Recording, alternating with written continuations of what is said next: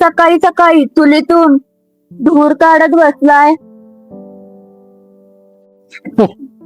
तुमच्यासारखं नाही आमचं. तुमच्या घरात सोन्याचं धूर निघतं, आमच्या घरात नाही निघत. म्हणून आम्हाला हे असलं धूर काढायला लागतं. डिंपल आहे मी, डिंपल, सिंपल नाही. चाललंय मी जा बाई जा, तुझं बरे नशीबवान आहेस तू. घरात आई आहे, बाप आहे. आई बापाची सावली आहे, श्रीमंती आहे. आमचं नाही तसं. आय पाणी ठेवलंय तुझं कापायला. सोनीला नाही तर कुसमीला सांग, देतील ओतून. आलो मी जाऊन. आद्या, हे दाद्या, चल.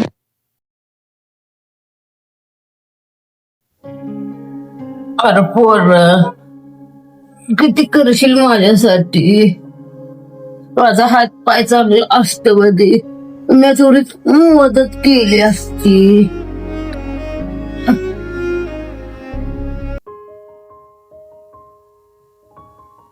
कुठं चाललाय दादा? अगं मी चाललोय रानात गायला चारा नाही. त्या आईचं पाणी ठेवलंय तापायला, तेवढं पाणी तेवढं द्या हा तिला. हा, आलोच मी.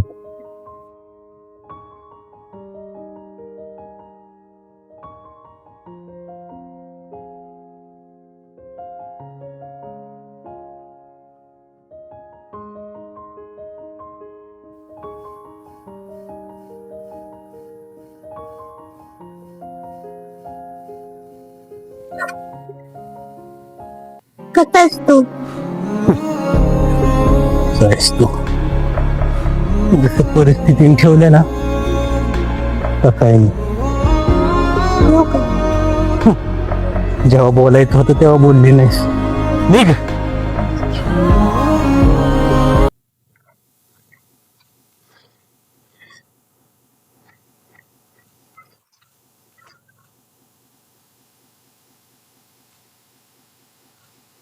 आय सोनीनं अजून आवरलं नाही होय? अगं सोने, सोने, ए सोने,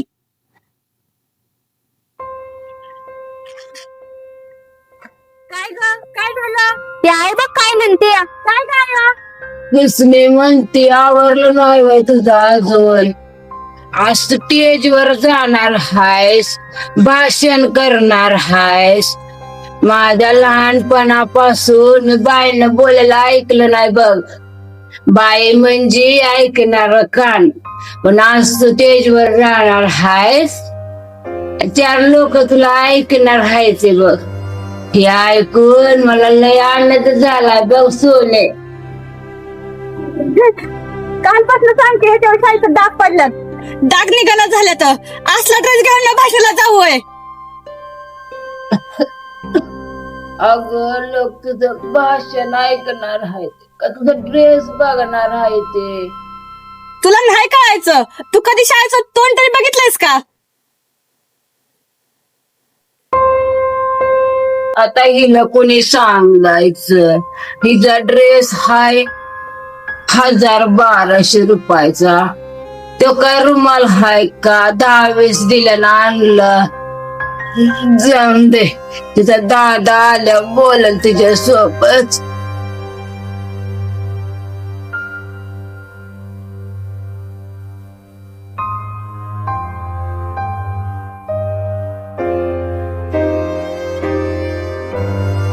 काय ऑफिसर, आज गडबडीत कुठं? काय नाही, आज ते सोनीची शाळेत हे ना भाषण आहे तिचं. बर या ऑफिसर, या या या ऑफिसर या या. काय गाणं भाऊ, चेष्टा करतो राव. अख्खा गाव मला ऑफिसर म्हणून चिडवतो.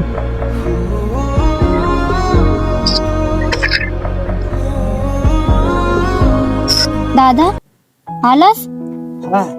चहा ठेवू का तुला? नको नको, ए सोनीचं आज भाषण आहे ना, तिला जायला उशीर होईल ना, घेऊन जायचंय तिला. फुगून बसली.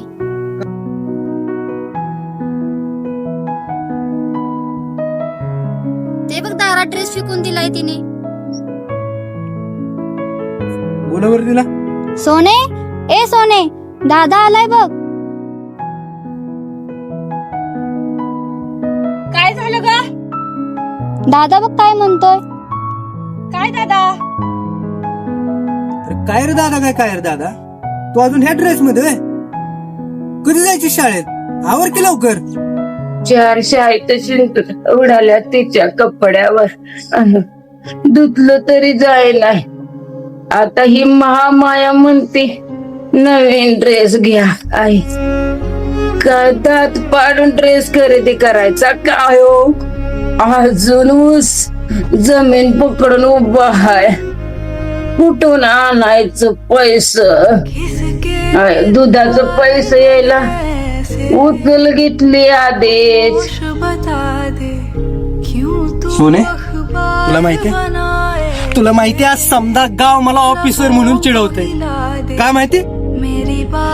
का तर मी स्पर्धा परीक्षा द्यायचो, अभ्यास करायचो, स्वप्न बघायचो लाल दिव्याच्या गाडीमध्ये बसण्याची.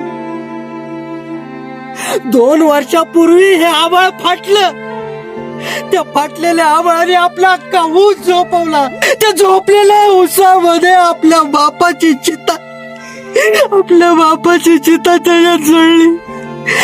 ज्या जमिनीमध्ये आपल्या बापाने आत्महत्या केली, ज्या जमिनीमध्ये उगवलेलं चिंचेचं झाड होतं, त्या झाडाला आपला बाप लटकला. तेव्हापासून हातात असलेले पुस्तक सोडून कुदळीन फावड्या घेऊन सकाळी या आकाशात तांबडं फुटल्यापासून मी राबतोय.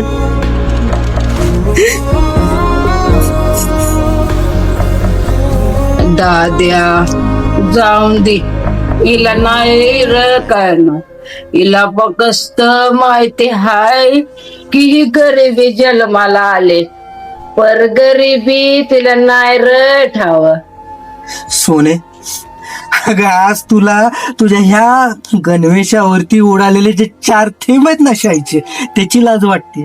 हा अगं तुला लाज जर वाटली असती तर ठीक आहे, आपलं आडनाव शिंदे. ह्या नावात सुद्धा दारिद्र्य फक्त 2 शब्द आहेत, शिंदे. लाज वाटली असती ना तर तुझं आडनाव देशपांडे देशमुख असं जर असतं ना, त्या ज्या आडनावांमध्ये अक्षरांची माळच माळ असते, तर तुला लाज वाटली असती तर मी समजू शकलो असतो. शिंदे शब्दाला 4 शिंतोडे काय उडले अंगावर, लाज बाळगायची गरज नाही काय. सोने, कुणावर आहे आज भाषण तुझं? हा बोल की. महात्मा फुलेंच्या जीवनावर सावित्रीबाई फुले यांचे महत्व. हो ना, हो ना. कोण आहे ती लोक? महात्मा फुले, सावित्रीबाई फुले ऐकताना 2 नाव आहे, पण असताना ती दोन्ही एकच लोक आहेत. त्या दोघांचं शरीर जरी भिन्न असलं तरी त्या दोघांचे विचार, त्यांचे कार्य, त्यांचे स्वप्न हे एकच होतं. आज तुझ्या हातात जी लेखणी आहे ना, त्या लेखणीच्या माग ठामपणे उभी आहे ती सावित्रीबाई फुले. आज केवळ त्या माऊलीमुळे तुझ्या हातात ती लेखणी आलेली आहे. लक्षात ठेव, महात्मा फुले आणि सावित्रीबाई फुले यांच्यामुळे आज तुम्ही स्त्रिया आज मुक्त असा श्वास घेताय. आज तुमचं शिक्षण पूर्ण करून तुम्ही स्वतःचं नाव कमवत होता आहे आणि असणारे केवळ ह्या 2 लोकांमुळेच. तुमच्या अंगावरती पडलेली जी शाई आहे ना, ती गर्वाने मिळवता यावी म्हणून त्या माऊलींनी स्वतःच्या अंगाला शेण पासून घेतलं प्रसाद स्वरूपात. तुझ्या अंगावरती गणवेश चढावा म्हणून त्या माऊलींनी स्वतःच्या अंगावरती दगड झेलली, का तर त्या शाईचा तुम्हाला अभिमान बाळगता यावा.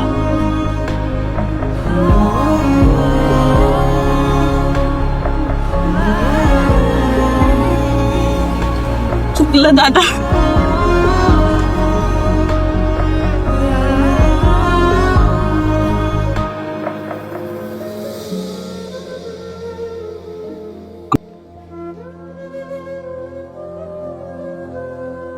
शेणापासून शाळेपर्यंतचा प्रवास हा मला समजला. आता हा पडलेला डाग माझी लाज नाही काढणार, तर मला आशीर्वाद देणार.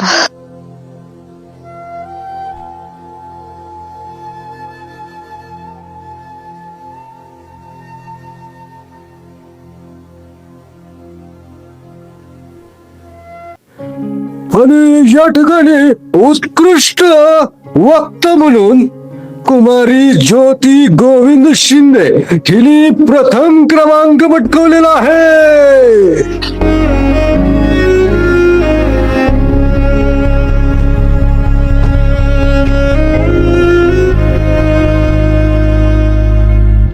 किसके किरदार में है ऐसे खामोश बता दे, क्यों तू अखबार बनाए ऐसे लबों को हिला दे, मेरी बात